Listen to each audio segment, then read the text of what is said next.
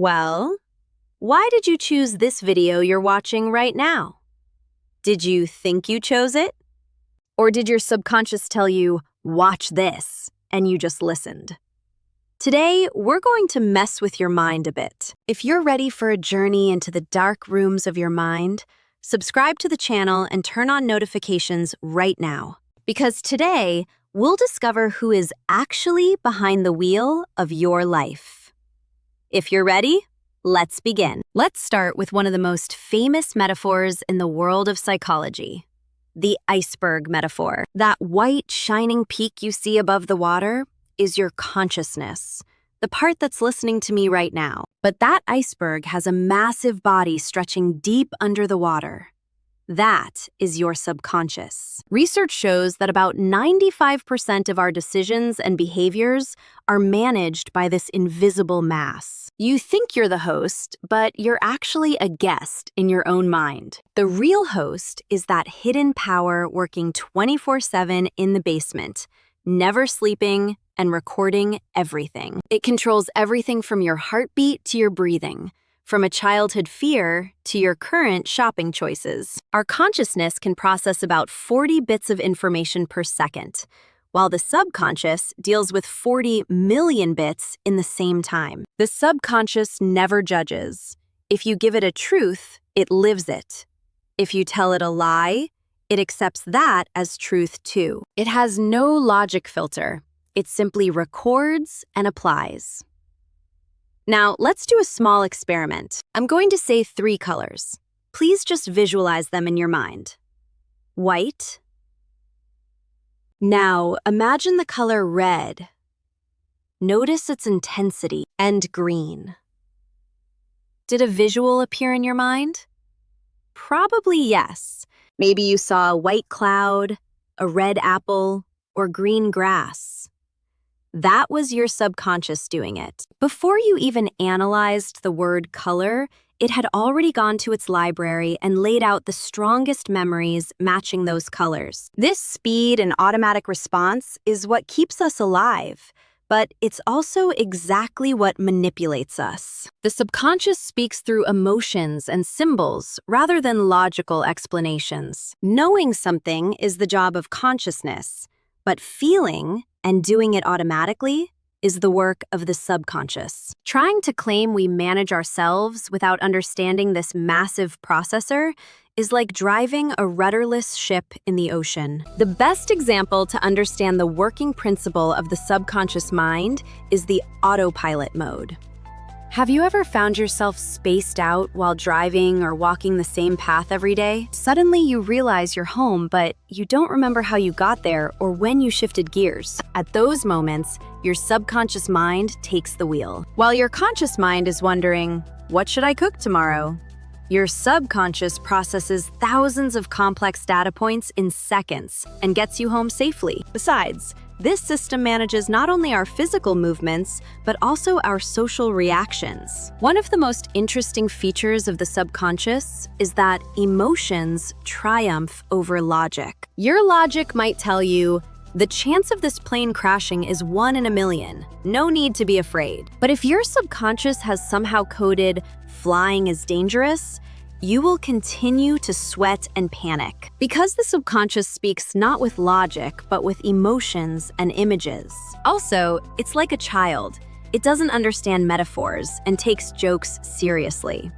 When you say, "I'm dying of exhaustion," it perceives this as a biological threat and can actually make you feel exhausted. There is also something called priming. Let's do a little test. When I say yellow, it's no coincidence that banana immediately comes to mind. Your subconscious is a massive network connecting concepts. When you hear a concept, all the files connected to it open in the background. Additionally, this is not just limited to words.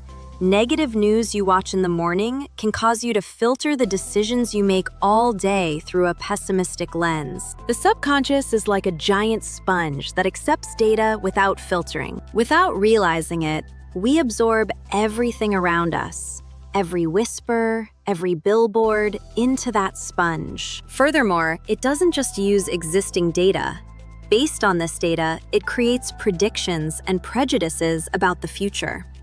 At the exact moment you say, "I'm unlucky," it has actually already plotted and set the stage for unlucky scenarios for you. That's why the subconscious can be both our most loyal assistant and our greatest enemy that secretly sabotages us.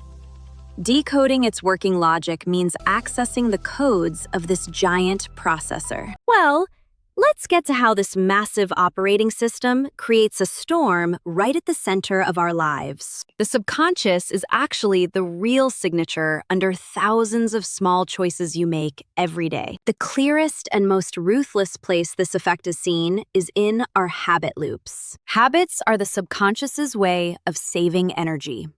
Every habit feeds on a 3-stage loop. First a cue, then a behavior, and finally, that sweet reward. Furthermore, once this loop is established, your logic no longer holds sway. For example, coming home tired and reaching for chips isn't a coincidence.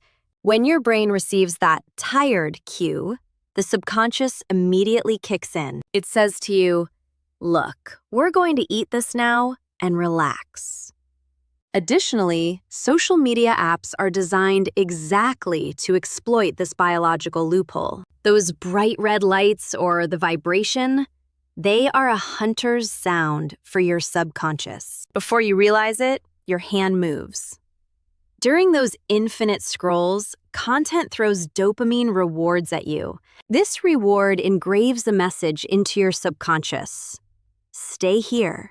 There is a reward here. Most of us rely on willpower, but willpower is like a phone battery that depletes throughout the day. After a stressful day at work, that battery runs out.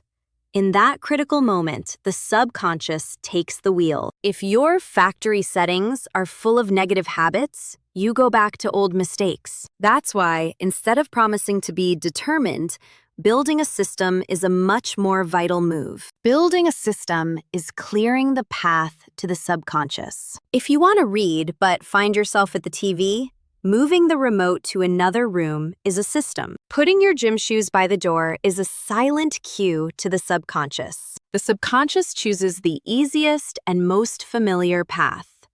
Our job is to make the right path the easiest. This system is active in our social relationships too.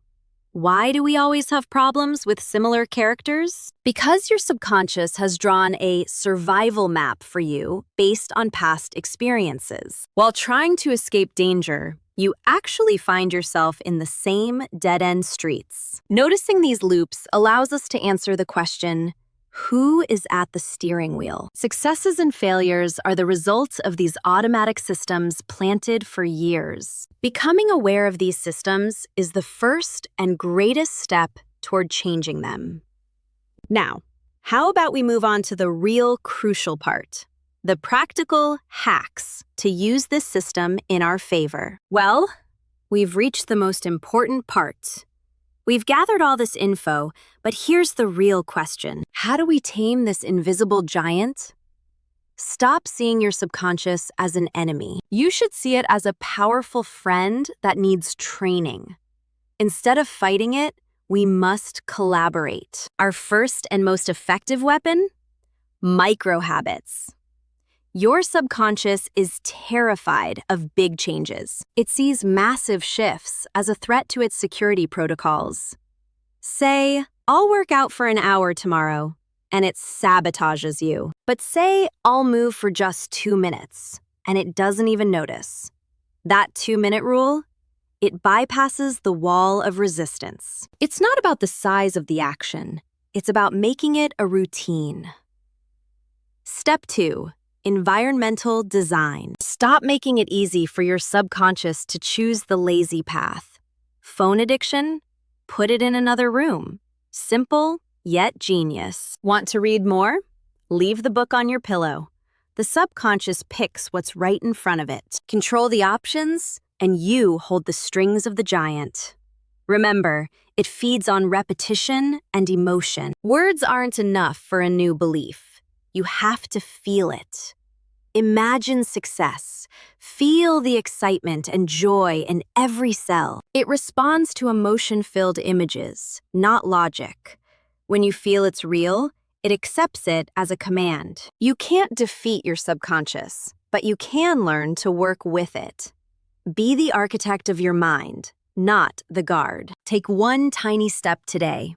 Like, subscribe, and tell me in the comments, what surprised you the most? That's all for now that the subject is open.